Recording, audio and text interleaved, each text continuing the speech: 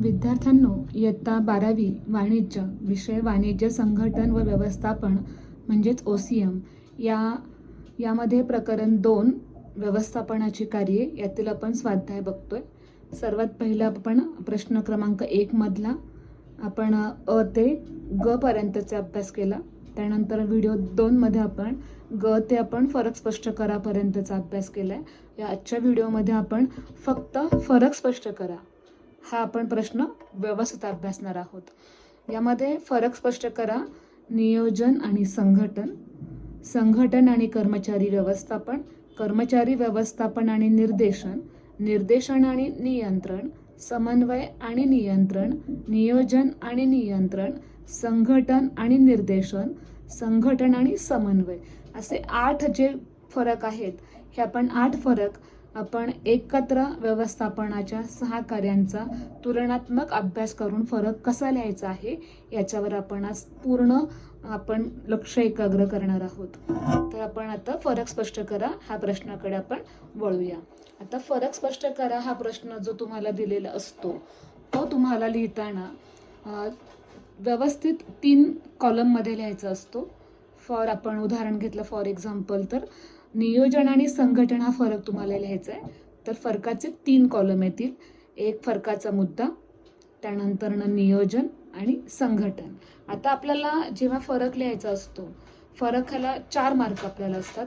4 मार्कांना 4 आपल्याला मुद्दे लिहिणं अपेक्षित असतं, परंतु आपण 4 मुद्द्यांव्यतिरिक्त 1-2 मुद्दे आपण जास्तीचे लिहिणार आहोत. आणि फरक हा नेहमी कॉलम करताना एकदा पुन्हा लक्षात घ्या. पहिला कॉलम फरकाचा मुद्दा, त्यानंतर जो दिलाय फरक आपल्याला समजा नियोजन दिला असेल तर नियोजनाला स्वतंत्र कॉलम आणि संघटनाला स्वतंत्र कॉलम. मध्ये जी रेष आहे ती खूप महत्त्वाची आहे, कारण त्या रेषेशिवाय फरक स्पष्ट झाला असं म्हणता येणार नाही. आणि फरक लिहिताना सर्वात प्रथम तर आपण अर्थ किंवा व्याख्या बघूया. आता आपण जेवढी कार्य आहेत व्यवस्थापनाची 6 कार्ये, 6 कार्यांचा आपण पहिला अर्थ किंवा व्याख्या समजावून घेऊया. आता नियोजनामध्ये अर्थ किंवा व्याख्या अशी येणार आहे. जेम्स टोनर यांच्या मते हे लिहिल्यानं काय होणार आहे, तुमच्या उत्तराचा प्रभाव वाढणार आहे. त्यामुळे लेखकाचं नाव असेल, संदर्भ दिला तर नक्कीच तुमच्या पेपरचं इम्प्रेशन चांगलं होणार आहे. संघटनेची उद्दिष्टे ठरविणे व ती उद्दिष्टे साध्य करण्यासाठीचा मार्ग आखून देणे म्हणजे नियोजन होय. हे झालं नियोजनाच्या अर्थ व्याख्या. आता संघटनाचे आपण बघूया. मुनी आणि रिले यांच्या मते संघटना ही एक समान हेतू साध्य करण्यासाठी प्रत्येक मानवी सहयोगाचा प्रकार आहे. अतिशय साध्या सोप्या व्याख्यांचा आपण इथे अगदी वापर करणार आहोत. कर्मचारी व्यवस्थापनामध्ये सुद्धा थिओ हायमेन यांच्या मते कर्मचारी व्यवस्थापन अधीनस्थ व्यवस्थापकांची भरती, निवड, विकास, प्रशिक्षण आणि मोबदल्याशी संबंधित आहे. यानंतर निर्देशनाच्या अर्थ आणि व्याख्या.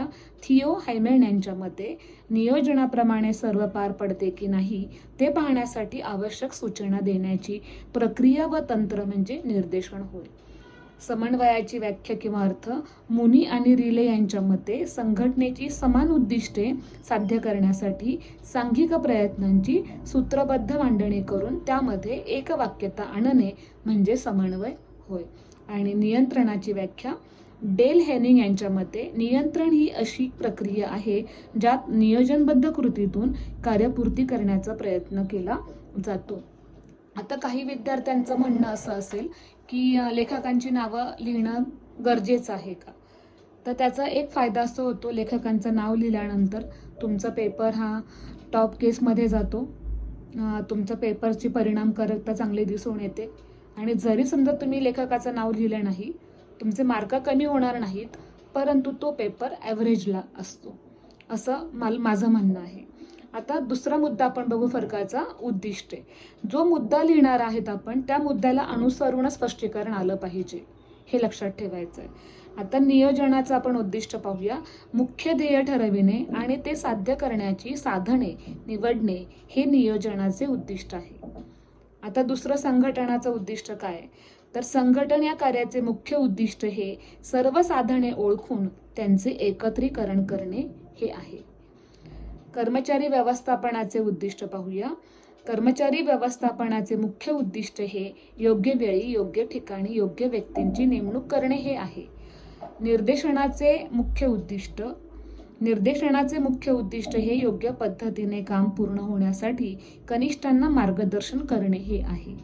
समन्वयाचं मुख्य उद्दिष्ट कर्मचाऱ्यांच्या प्रयत्नांच्या एकतेतून संघटनेचे कामकाज सुरळीत करणे हे आहे. आणि नियंत्रणाचे मुख्य उद्दिष्ट म्हणजे नियोजनात ठरविल्याप्रमाणे ध्येय प्राप्त करणे हे आहे. हा झाला दुसरा मुद्दा फरकाचा. आता आपण फरकाचा तिसरा मुद्दा अभ्यासूया, कार्यक्षेत्र. आता कार्यक्षेत्रामध्ये आपण एकाच वेळेस 6 घटकांचा अभ्यास करतोय. याला तुलनात्मक अभ्यास किंवा फरक म्हणतो. उद्दिष्टांची निवड करून ती साध्य करण्यासाठी उत्कृष्ट पर्यायी मार्ग निवडणे हे नियोजनाचे कार्यक्षेत्र आहे. संघटनाचे कार्यक्षेत्र बघूया. कार्यक्षमता ओळखून गट तयार करणे, त्यांना काम नेमून देणे व अधिकार संबंध प्रस्थापित करणे हे संघटनाचे कार्यक्षेत्र आहे. कर्मचारी व्यवस्थापनाचे पाहूया. नेमणूक, निवड, प्रशिक्षण, बढती यांचा समावेश कर्मचारी व्यवस्थापनात होतो आणि हे यांचे कार्यक्षेत्र आहे. निर्देशनात मार्गदर्शन, प्रेरणा, संवाद, प्रोत्साहन इत्यादी गोष्टींचा समावेश असतो. यालाच निर्देशनाचे कार्यक्षेत्र असे म्हणतात. समन्वयामध्ये उच्च स्तर, मध्यम स्तर व निम्न स्तर व्यवस्थापनाच्या एकत्रीकरणाचा समावेश होतो. यालाच समन्वयाचे कार्यक्षेत्र असे म्हणतात. आणि शेवटचं नियंत्रणामध्ये मानके ठरविणे, प्रमाणित मोजमाप व प्रत्यक्ष कामगिरी यांची तुलना करून सुधारात्मक कृती करण्यावर भर असतो. यालाच नियंत्रणाचे कार्यक्षेत्र म्हणतात. आता हे झाले फरकाचे आपले 3 मुद्दे. त्या 3 मुद्द्यांमध्ये आपण पहिल्यांदा अर्थ, व्याख्या अभ्यासली, त्यानंतर दुसरा उद्दिष्ट अभ्यासले, तिसरा आपण कार्यक्षेत्र अभ्यासले. आता आपल्याला आणखी पुढच्या मुद्द्यांचा विचार करायचा आहे, अभ्यास करायचा आहे. पुढचा घटक आहे चौथा फरकाचा मुद्दा, घटक. नियोजनाचे आपण आता वाचूया. ओळीनं आपण त्या क्रमानं वाचतोय. नियोजनात अंतर्गत तसेच बाह्य घटक गृहीत धरले जातात. संघटनामध्ये साधनांची मांडणी करताना अंतर्गत तसेच बाह्य घटक गृहीत धरतात. म्हणजे दोन्ही जेव्हा फरकाचे मुद्दे समान असतात तेव्हा तो फरकामध्ये समाविष्ट होत नाही. त्यामुळे इथेही आपण पाहतो नियोजनामध्ये अंतर्गत घटक, संघटनामध्ये अंतर्गत आणि बाह्य घटक. एक लक्षात ठेवायचं, समान जेव्हा मुद्दा असतो तेव्हा तो मुद्दा फरकामध्ये येत नाहीत. म्हणून फरकाचे तुम्हाला मी इथे 8 मुद्दे दिलेले आहेत की जे समान असतील ते फरकामध्ये लिहायचे नाहीत, म्हणजे समान नाहीत ते फरकामध्ये लिहिणं तुम्हाला अपेक्षित आहे. तिसरा मुद्दा आपण बघूया. कर्मचारी व्यवस्थापन हे बहुतेक करून अंतर्गत घटकांशी संबंधित असते. इथे तुम्हाला कळेल की नियोजनामध्ये अंतर्गत आणि बाह्य आहेत आणि कर्मचारीमध्ये अंतर्गत, म्हणजे इथे आपण हा फरकाला मुद्दा हा आपण इथे लिहू शकतो कारण समान नाही. तिथे अंतर्गत बाह्य येतात, तर कर्मचारी व्यवस्थापनात फक्त अंतर्गत घटक असतात. आता चौथा आपण बघू निर्देशनाचा. निर्देशने प्रत्यक्षपणे अंतर्गत घटकांशी संबंधित असते, जसे की मनुष्यबळ. समन्वय हे मानवी संसाधनामधील सुसंवादामुळे अंतर्गत घटकांशी संबंधित आहे. आणि नियंत्रणामध्ये सुधारात्मक कृती करताना अंतर्गत तसेच बाह्य घटक लक्षात घेतले जातात. आता यानंतर फरकाचा 5वा मुद्दा आपण बघूया, आज्ञा किंवा क्रम. नियोजन हे व्यवस्थापकीय प्रक्रियेतील पहिले मूलभूत कार्य आहे. 1 मार्काच्या रिकामी जागा सुद्धा विचारलं जातं किंवा सकार स्पष्टकारामध्ये सुद्धा विचारलं जातं. संघटन हे नियोजनावर अवलंबून आहे. आज्ञा किंवा क्रमामध्ये कर्मचारी व्यवस्थापन हे संघटनाचे अनुकरण करते. निर्देशन हे योजनेनुसार अंमलबजावणीसाठी संघटन व कर्मचारी व्यवस्थापनावर अवलंबून असते. समन्वय हा संघटनेचा महत्त्वाचा घटक आहे. हे नियोजनाचे अनुकरण करते आणि नियंत्रण हे व्यवस्थापन प्रक्रियेचे अंतिम कार्य आहे. हे आपण आज्ञा किंवा क्रम या घटकामध्ये लिहू शकतो. 6वा मुद्दा आहे साधने. आवश्यक व उपलब्ध साधनांनुसार नियोजन केले जाते. दुसरं, संघटनेमध्ये सर्व उपलब्ध साधनांची मांडणी करणे, जसे की मनुष्य, पैसा, यंत्रसामग्री, पद्धती इत्यादींचा समावेश होतो. कर्मचारी व्यवस्थापन ही एक अशी प्रक्रिया आहे जी मानवी श्रमाशी निगडीत आहे. निर्देशन हे कर्मचाऱ्यांना इतर साधनांच्या उपयोगाबाबतीत निर्देशन करते. समन्वय हे मानवी श्रमांशी संबंधित आहे आणि संघटनेचे ध्येय साध्य करण्यासाठी इतर सर्व साधनांबरोबर नियंत्रणाचा संबंध येतो. हा झाला 6वा मुद्दा. 7वा मुद्दा आपण आता अभ्यासूया, स्वरूप. नियोजन ही सतत चालणारी प्रक्रिया असून संघटनेच्या अस्तित्वापर्यंत नियोजन असते. हे सुद्धा वाक्य तुम्हाला सकार स्पष्टकारामध्ये विचारलं गेलेलं आहे. सर्व साधनांचे एकत्रीकरण व्यवस्था करेपर्यंत संघटन कार्य करते. कर्मचारी व्यवस्थापनाशी संबंधित असल्याने निरंतर चालणारी प्रक्रिया आहे. यावर सुद्धा तुम्हाला सकार स्पष्टकारा विचारले. ही एक निरंतर प्रक्रिया आहे कारण ध्येय साध्य होईपर्यंत निर्देशन आवश्यक असते. समन्वय हे व्यवस्थापनाच्या सर्व स्तरांशी संबंधित असल्याने हे सातत्यपूर्ण प्रक्रिया आहे.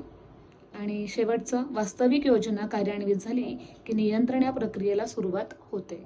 आता फरकाचा आपण शेवटचा मुद्दा अभ्यासूया, व्यवस्थापनेचे स्तर. व्यवस्थापनात प्रामुख्याने 3 स्तर असतात, उच्च, मध्य आणि कनिष्ठ किंवा निम्न स्तर. ते कोणते स्तर कोणत्या व्यवस्थापनाचे कार्य करतात ते आपण इथे अभ्यासूया. नियोजनाच्या कार्यामध्ये उच्च स्तर व्यवस्थापन संबंधित असते. 1 मार्काला विचारलं जातं रिकाम्या जागा भरामध्ये. त्यानंतर संघटन, उच्च स्तर आणि मध्यम स्तर हे साधनांच्या संघटनेशी संबंधित असते. त्यानंतर मध्यम स्तर व्यवस्थापन हे नेमणूक, प्रशिक्षण व निवड पाहते, तर उच्च स्तर बढती आणि भरपाई संबंधित असतात.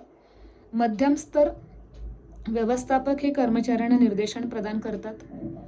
ध्येय साध्य करण्याकरिता सर्व स्तर म्हणजे उच्च, मध्यम आणि निम्न पातळीवर समन्वय आवश्यक असतो. 3 स्तर इथे कार्यरत आहेत. आणि उच्च स्तर आणि मध्यम स्तर व्यवस्थापक हे कार्याचे योग्य नियंत्रणाकरिता जबाबदार असतात. अशा प्रकारे आपण एकूण हा व्यवस्थापनाच्या कार्यांचा फरक 8 मुद्द्यांमध्ये अभ्यासला. त्या 8 मुद्द्यांमध्ये आपण परत एकदा रिव्हिजन बघूया. पहिला अर्थ आणि व्याख्या, दुसरी उद्दिष्टे, तिसरं कार्यक्षेत्र. हे आपण सर्व व्यवस्थापन कार्यांचा आपण संकलितपणे एकत्रितपणे तुलनात्मक अभ्यास केलेला आहे. नियोजन, संघटन, कर्मचारी व्यवस्थापन, निर्देशन, समन्वय, नियंत्रण. त्यानंतर आपण 4था मुद्दा जो पाहिलेला आहे तो मुद्दा पाहिलेला आपण तो कोणता आहे, घटक. त्यानंतर आज्ञा किंवा क्रम. त्यानंतर साधने. 7वा मुद्दा स्वरूप. आणि 8वा मुद्दा आहे व्यवस्थापनाचे स्तर. तुम्हाला परीक्षेला 4 मार्कांसाठी कोणतेही 6 मुद्दे तुम्हाला फरकाचे इथे लिहिणं अभिप्रेत आहे. फरक तुम्हाला नक्कीच कळाला असेल. असा तुलनात्मक अभ्यास करून आपण कमी वेळेमध्ये वेळेची बचत करून आपण चांगल्या प्रकारे फरकाची तयारी करू शकतो. धन्यवाद.